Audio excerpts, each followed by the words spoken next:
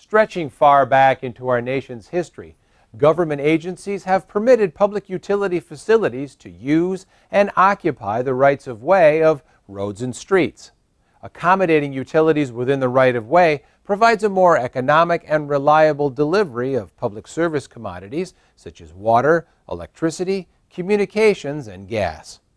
This relationship between utilities and public rights of way benefits the general welfare, safety, and health of our citizens. Today, as you prepare for the construction phase of a federal aid highway project, there is a good chance impacts to utilities will occur.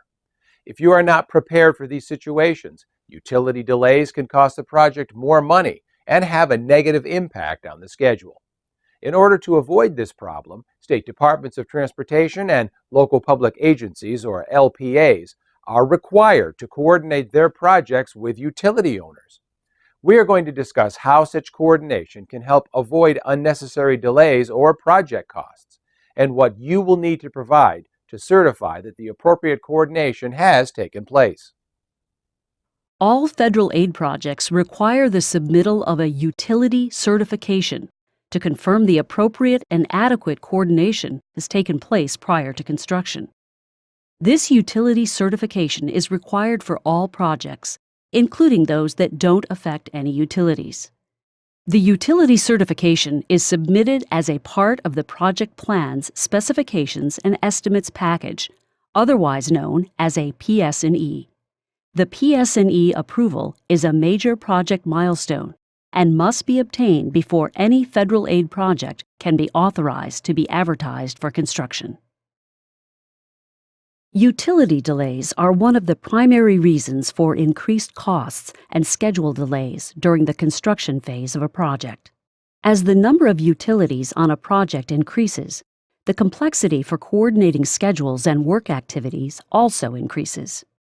If during the design of your project you recognize the utility relocation will be complex, you should allow extra time for this coordination to take place. Proper and early coordination of utilities will help ensure a better managed project during the construction phase. Another major consideration is that each year, accidents on construction sites lead to injury or death, reminding us that coordinating our work with the utilities is also important for safety reasons. For example, let's say a project requires excavation in a location where an underground gas line exists, but the construction plans either don't show it or don't show it in the correct location. This situation can be dangerous and is why most agencies across the country have laws that require everyone to locate underground utilities before they dig. What if a crane has to operate in close proximity to an overhead power line? Rather than expecting the contractor to carefully work around those power lines, perhaps taking the necessary steps to temporarily move the line will make the project safer to construct. As you are developing your federal aid highway project, here are some valuable strategies that should help you avoid problems and meet the challenges of coordinating with utilities. Identify any potential utility facilities within or near the limits of your project, and determine if construction activities will affect any of them. Communicate with each of the appropriate utility owners or operators to determine the location of the utility and potential conflicts during construction. Coordinate with the utility to determine if there are any special requirements during construction. This may include temporary or permanent relocations, protection of the utility during construction, or identifying specific time frames when the utility cannot be taken out of service. If relocations are required, coordinate with all utilities to determine relocation schedules. If utility relocations will occur during the construction phase, include the details of the arrangements in the bid documents, so bidders can consider how it may impact the overall construction schedule and take this into account when submitting their bids. Include the location and contact information for all utilities on the construction plans to help your contractor locate utilities and avoid potential conflicts. After the appropriate utility coordination has occurred, the utility certification for the project must be included when you submit the project PS&E for approval. Authorization to advertise a project for bids can only be given after the project PS&E is approved. As part of your project's utility certification, you should include a statement to address one of three possible project circumstances. No utility facilities will be affected by the project.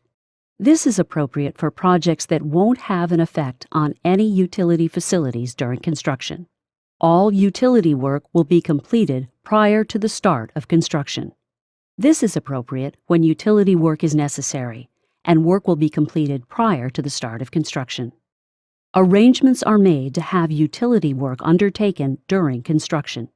In this circumstance, you must also indicate as part of your certification that appropriate notification will be included in the bid proposal, notifying all prospective bidders of any utility work that will occur concurrently with the project construction. Remember, utility coordination and certification requirements apply to all federal aid construction projects. Contact the Utilities Office from your state's Department of Transportation if you have questions regarding utility coordination or certification on your federal aid project. You can help prevent unnecessary delays, added costs, and unsafe situations during the construction of your federal aid project through early coordination with utilities.